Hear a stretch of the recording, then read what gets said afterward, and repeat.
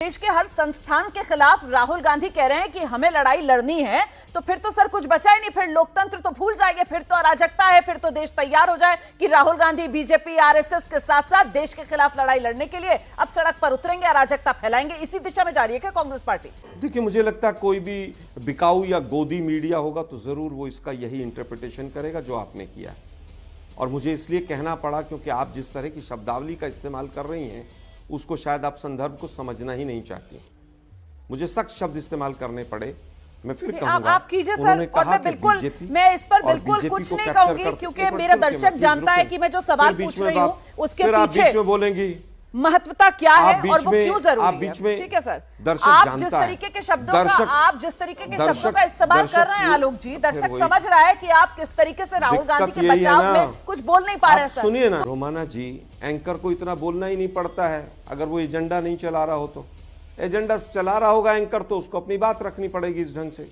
और दर्शक इस बात को के पास भी अगर जवाब हो सर तो उसको एंकर को ऐसे कटघरे में खड़ा नहीं करना पड़ता, वो तथ्यों के साथ वो जवाब दे देता है। एंकर, अरे भाई सुनिए ना, दर्शक देख रहे हैं कि कौन बोलने नहीं दे रहा है, दर्शक देख रहे हैं कि किस तरह से शब्दावली को तोड़ा मरोड़ा जा रहा है, दर्शक देख रहे हैं कि कौन जवाब नहीं दे रहा, एजेंडा कैसे चल रहा है, दर्शक देख रहे हैं कि मेहमान किस तरीके की भाषा का इस्तेमाल कर रहा है। जवाब दे दीजिए साहब। दर्शक ये भी जानता है कि हिंदुस्तान के मीडिया का एक वर्ग पूरी तरह से बिक चुका है।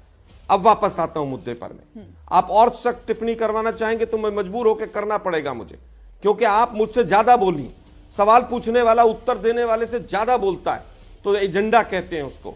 वापस आता हूं, उन्होंने कहा कि तमाम जो संस्थान है वो बीजेपी ने कैप्चर किए, उसके बाद आरएसएस ने तमाम संस्थानों को कैप्चर किया, और कहीं ना कहीं वो तमाम जो संस्थान है वो सरकार का हिस्सा है।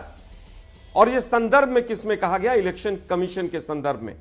लेकिन दुर्भाग्य यह है कि पूरा बयान आप दिखाएंगे नहीं कि इलेक्शन कमीशन ने जिस तरह से महाराष्ट्र और हरियाणा के संदर्भ में वोटर लिस्ट देने से कि लोकसभा में कौन से वोटर थे और विधानसभा में कौन से वोटर थे, वोटर लिस्ट देने से मना कर दिया। हिंदुस्तान का कोई चैनल उस पार्ट को नहीं चला रहा है कि हमें इलेक्शन कमीशन से लड़ना पड़ रहा है। और लड़ने का मतलब यह नहीं होता तलवार लेके लड़ा जाता है, संवैधानिक तरीके हैं और लड़ रहे हैं हम, और पूरी तरह से लड़ रहे हैं, और हिंदुस्तान के मीडिया से भी लड़ रहे हैं हम।